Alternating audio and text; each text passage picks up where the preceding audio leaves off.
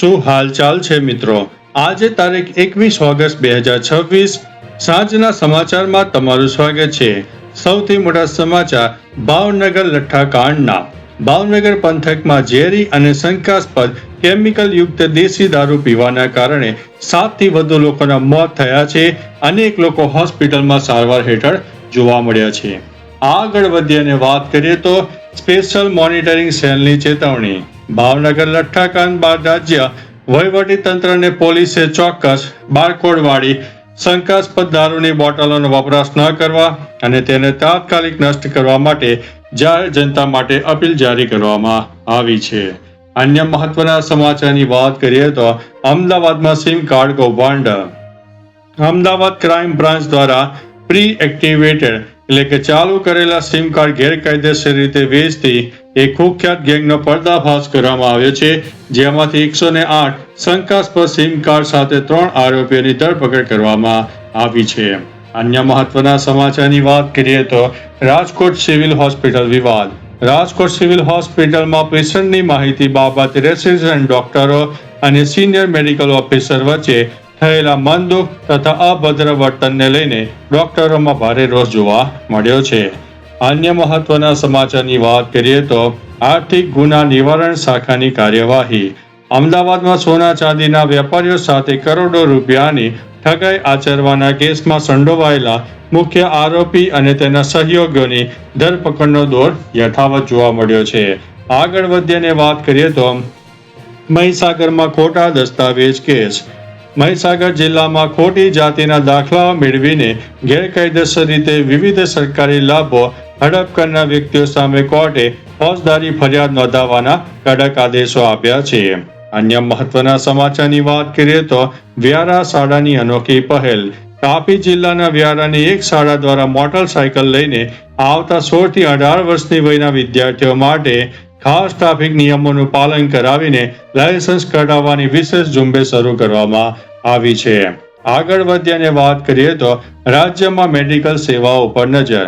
સરકારી હોસ્પિટલમાં દર્દીઓને વધુ સારી અને પારદર્શક સુવિધાઓ મળી રહે તે માટે આરોગ્ય વિભાગે ચેકિંગ ઝુંબેશ સઘન બનાવી છે. આગળ વધીને વાત કરીએ તો વિદ્યાર્થીઓ માટે સાયબર સેફટી જાગૃતિ.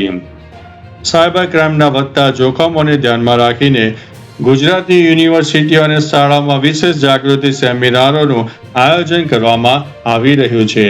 અન્ય મહત્વના સમાચારની વાત કરીએ તો ટેકનોલોજી અને ફાર્મા સેક્ટર અપડેટ. ગાંધીનગર અને અમદાવાદ પંથકમાં ઉદ્યોગો અને તકનીકી વિકાસને વેગ આપવા માટે વિવિધ સેમિનારો અને એક્સપો યોજાઈ રહ્યા છે. અન્ય મહત્વના સમાચારની વાત કરીએ તો વન મહોત્સવની ઉજવણી. સુરેન્દ્રનગર સહિત રાજ્યના વિવિધ જિલ્લામાં ગ્રીન ગુજરાત ક્લીન ગુજરાત અભિયાન હેઠળ જિલ્લા કક્ષાના વન મહોત્સવ અને મોટા પાયે વૃક્ષારોપણ કાર્યક્રમો યોજાયા છે. અન્ય મહત્વના સમાચારની વાત કરીએ તો કામરેજ સુગર મિલ ચૂંટણી પ્રક્રિયા.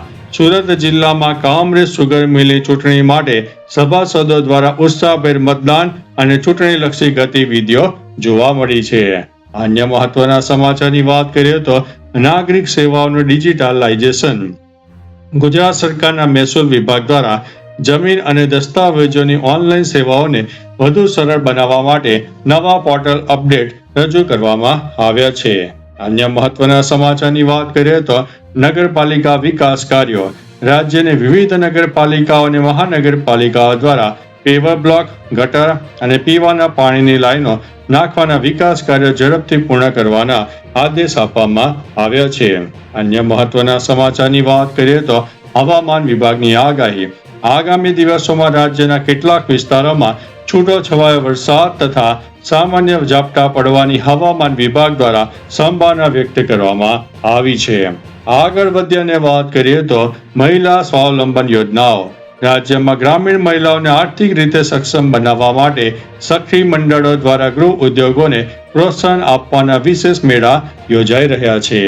આગળ વધીને વાત કરીએ તો કૃષિ અને સિંચાઈ અપડેટ. રાજ્યના જળાશયોમાં પાણીની આવક અને ખેડૂતો માટે સિંચાઈના પાણીનું યોગ્ય વ્યવસ્થાપન કરવા જળ સંપત્તિ વિભાગ દ્વારા સતત મોનિટરિંગ કરવામાં આવી રહ્યું છે. અન્ય મહત્વના સમાચારની વાત કરીએ તો રોડ સેફટી અભિયાન. રાજ્યના હાઈવે પર અકસ્માતોની સંખ્યા ઘટાડવા માટે ટ્રાફિક પોલીસ દ્વારા ઓવર સ્પીડિંગ અને વ્હીકલ ફિટનેસ ચકાસણીની સ્પેશિયલ ડ્રાઈવ ચલાવવામાં આવી રહી છે. અન્ય મહત્વના સમાચારની વાત કરીએ તો હેરિટેજ પ્રવાસન વિકાસ. ગુજરાતના પૌરાણિક અને ઐતિહાસિક સ્થળોની મુલાકાતે આવતા પ્રવાસીઓની સુવિધા વધારવા માટે પ્રવાસન નિગમ દ્વારા નવી સુવિધાઓ ઉમેરવામાં આવી રહી છે.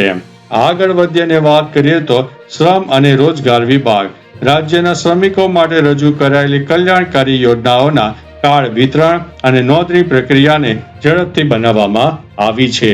આગળ વધીને વાત કરીએ તો ખાદ્ય સુરક્ષા તપાસ. રાજ્યના વિવિધ શહેરોમાં તહેવારોની મોસમ નજીક આવતા હોવાથી ફરસાણ, મીઠાઈ અને દૂધની બનાવટોમાં ભેળસેળ રોકવા માટે ફૂડ વિભાગે ચેકિંગ સઘન બનાવ્યું છે. અન્ય મહત્વના સમાચારની વાત કરીએ તો પશુપાલન અને ડેરી ઉદ્યોગ. ગુજરાતની સહકારી ડેરીઓ દ્વારા પશુપાલકો માટે પશુ આહાર અને પશુ આરોગ્ય શિબિરોના આયોજનો વ્યાપક સ્તરે મોટા પાયે કરવામાં આવી રહ્યા છે. આગળ વધીને વાત કરીએ તો નગર અને ગ્રામ્ય વિકાસ. અમૃત અકાદમી અને ગ્રામ્ય સ્વચ્છતા અભિયાન અંતર્ગત ગામડાઓમાં ગટર અને ઘન કચરા યોગ્ય નિકાલ માટેના પ્રોજેક્ટને અત્યારે વેગ મળી રહ્યો છે. અન્ય મહત્વના સમાચારની વાત કરીએ તો બંદર અને દરિયાકાંઠાની સુરક્ષા. ગુજરાતના દરિયાકાંઠાના વિસ્તારોમાં મરીન પોલીસ દ્વારા સુરક્ષા વ્યવસ્થા સઘન બનાવીને માછીમારોને જરૂરી સુરક્ષા માર્ગદર્શિકા પૂરી પાડવામાં આવી રહી છે. તો ચાલો મિત્રો, ફરીથી દેશ અને દુનિયાના સુપરફાસ્ટ સમાચાર લઈને મળતા રહીશું. ત્યાં સુધી અમને રજા આપશો. નમસ્તે.